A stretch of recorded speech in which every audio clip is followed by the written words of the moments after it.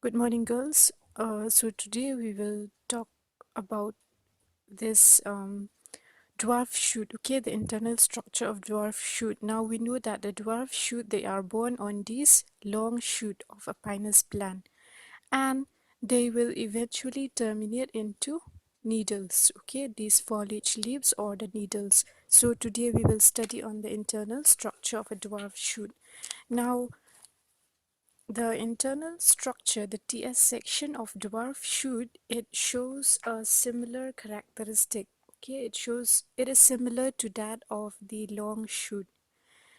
The TS section of the dwarf shoot, as you can see here in this picture, it shows a rough and wavy outline. You can see here the wavy outline. Why? Because this is due to the presence of the cataphils.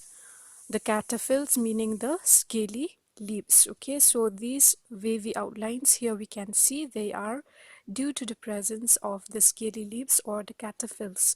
And the internal tissues of the dwarf shoot, it is differentiated into the epidermis, okay, the outer layer, then this cortex, okay, the white layer here you can see is the cortex, and the middle portion is the stele or the vascular bundle.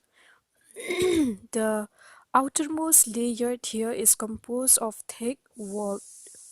Okay, the outermost layer epidermis is composed of thick walled cells. They are very thick, and it is followed by one or two layers of hypodermis. So just below the epidermis we have a sclerenchymatous hypodermis.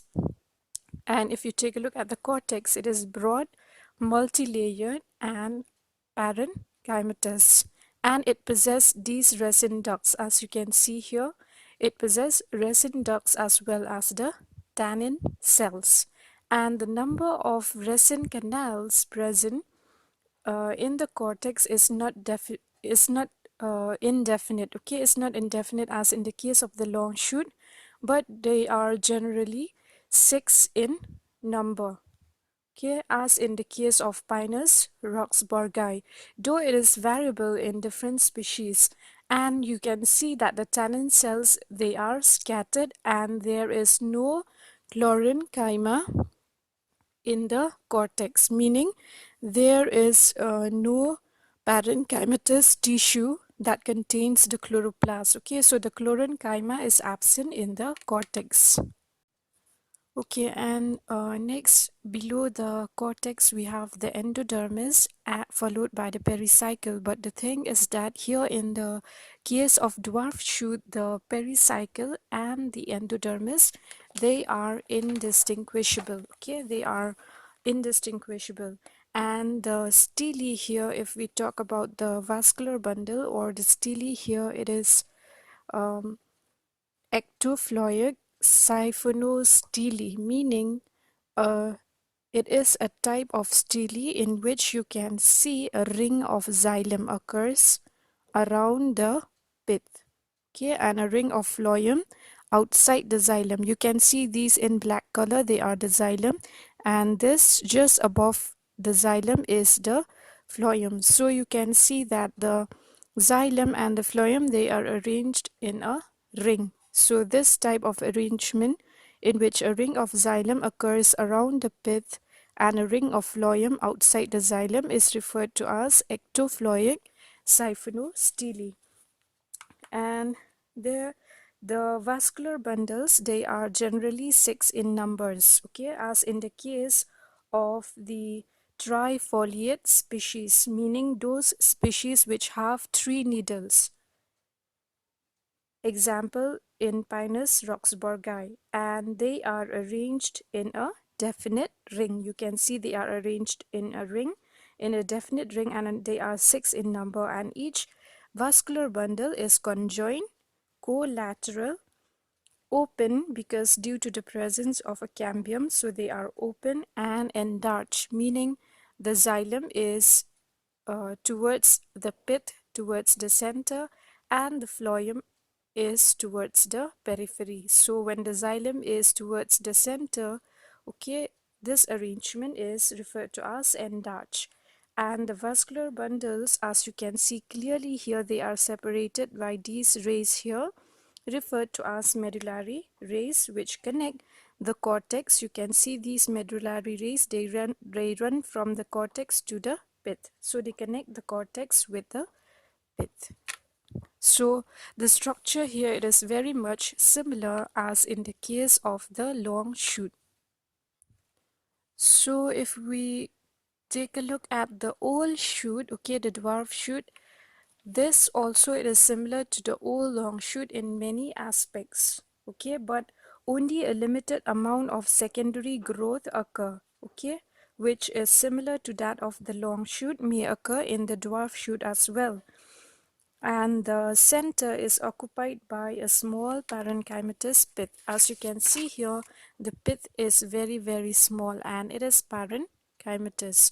So the only difference is that in the case of long shoot, we see that the cock, cambium and secondary cortex, they are normally present in the secondary growth of the long shoot, whereas in case of the old shoot, the cock, cambium and the secondary cortex, they are not normally present. As if you remember that the cortex, it gives rise to the dead cells, okay, the cock, and to the living cells, that is the cock cambium. So these three layers, as the secondary cortex, sorry, these three layers, they are present in case of the long shoot. But here in case of the dwarf shoot, these secondary growth are absent, that is the cock, cambium and secondary cortex, they are not present.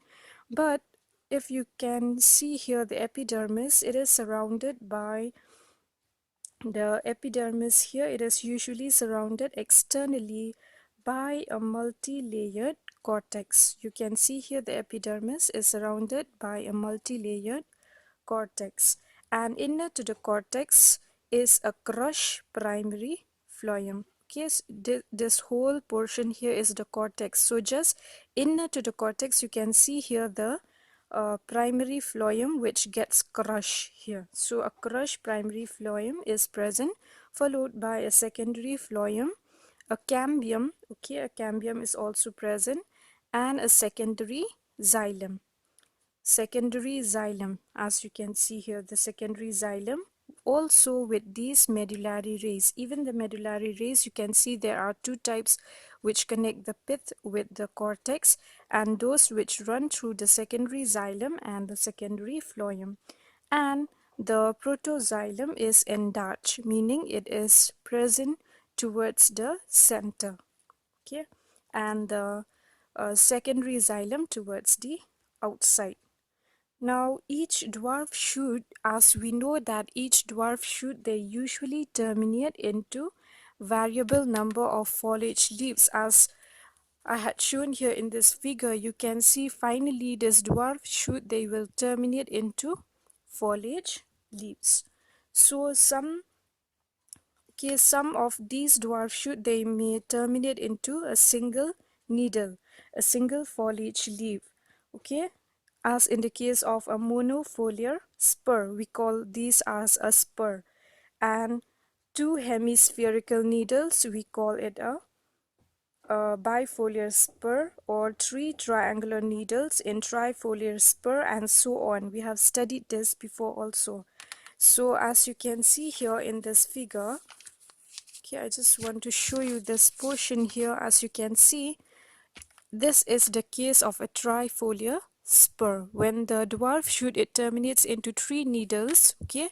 So if you cut this, you can see these cataphils, these scaly leaves here, and if you cut the TS section of this dwarf shoot, which finally terminate into three needles here, so you will get this diagram. So here what happened when this dwarf shoot, it terminates into a leaf, okay, the upper part of the dwarf shoot, it shows transitional changes from stem anatomy to leaf anatomy, because now it has terminated into foliage leaves, into needles, right? So it shows a transitional changes from stem to leaf. Now, for example, the following changes, they do occur in a trifoliate species. We will take a look at the trifoliate when the dwarf shoot, it terminates into 3 needles. Okay, so here during the transformation of the dwarf shoot to needle, it shows that the stem, it gets divided into 3 equal parts. You can see here now at first the dwarf shoot, the stem is only single part here, so it gets divided into 3 parts. Okay, 3 equal parts due to the incision from the epidermis. You can see here there is an incision from the epidermis up to the pith. Okay, from the epidermis up to the pith. Okay, it gets divided into 3 parts and it becomes tri-lobed. Now it becomes tri-lobed. And also the vascular bundles, okay, they get arranged into 3 groups, because at first, if you notice that the vascular bundles, they are arranged in a ring. Okay, they are 6 in number, right, in trifoliate species. So in what happened in the when the dwarf shoot, it shows a transition here from the shoot to the leaf. The vascular bundles also, they get arranged into 3 groups of 2 each, and each pair of vascular bundles, they lie in the center of each lobe. You can see here exactly in the center. The pair of these conjoined collateral open and enlarged bundles, they get surrounded by a single layered endodermis. Okay, this endodermis here is single layered, and a multi-layered pericycle, whereas the pericycle here is multi-layered. Okay, below the endodermis we have a pericycle which is multi-layered, and each triangular lobe, they gets demarcated by its own epidermis. Okay, now it will develop the sunken stomata, which develops the sunken stomata, and the outer cells of the cortex, okay, they become thick walled. Here the outer cells of the cortex uh, in all these triangular lobe, they become thick walled sclerenchymatous, whereas the parenchymatous cells of the cortex, okay, outside the endodermis, they will develop chloroplasts, and they will be modified into special kinds of mesophyll tissues. Okay, they will develops they will be they will get modified into special kinds of mesophyll tissues. And also the resin ducts, you can see here these resin ducts, they come to lie at each corner of these triangular lobe. You can see here at each corner, because the resin ducts all as well, they are about 6 in number. So you can see in this case these resin ducts, they come to lie at the corner of these triangular lobe, and each lobe now will become a needle. So we will study in detail about this, the TS section of a leaf, of a foliage leaf or a needle now.